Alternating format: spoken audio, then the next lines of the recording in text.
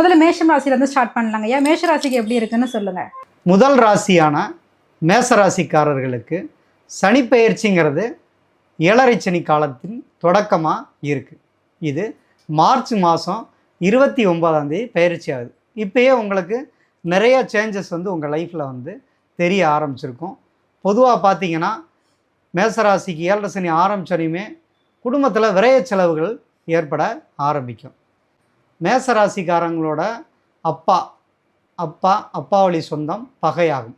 சொத்துக்கள் இருந்தால் அதில் ஏதாவது பிரச்சனைகளை கொண்டு பண்ணுவார். அப்பா யாருக்காவது பணம் கொடுத்தாருன்னா திரும்ப வராது, வாங்கினா கொடுக்க முடியாது.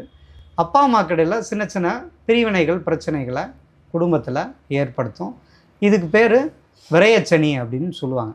இது குழந்தைக மேசராசியாக இருந்தால் இந்த பலன்கிறது கிடைக்கும். ஒரு இளைஞராக இருக்காங்க, கல்வியில் ஒரு 20 வயசு இந்த ரேஞ்சில் இருக்காங்க அப்படின்னா பெண்கள்னால் சில மன சங்கடங்களை, காதல் இது போன்ற விஷயங்களை ஈடுபட்டு அதில் தோல்விகளை சந்திக்கக்கூடிய அமைப்பு இந்த 7.5 வருஷத்துக்குள்ளே நடக்கும்.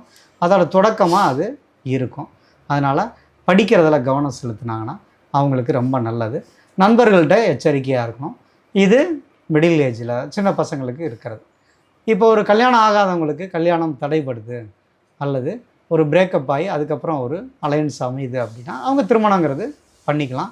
ஏன்னா மேசராசிக்காரங்களுக்கு இந்த 7.5 சனி நடந்தாலும் அவங்களுக்கு திருமணம் அப்படிங்கிறது கைகூடி வரக்கூடிய அமைப்புங்கிறது கட்டாயம் உண்டு.